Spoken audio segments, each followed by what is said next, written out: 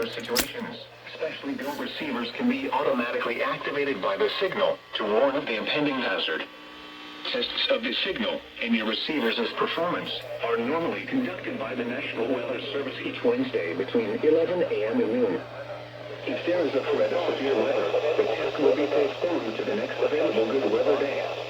Reception of this broadcast, and especially the warning alarm tone, will vary at any given location. This variability, normally more noticeable at greater distances from the transmitter, can occur even though you are using a good quality receiver in good working order. This concludes the weekly test of the No Weather Radio Warning Alarm device.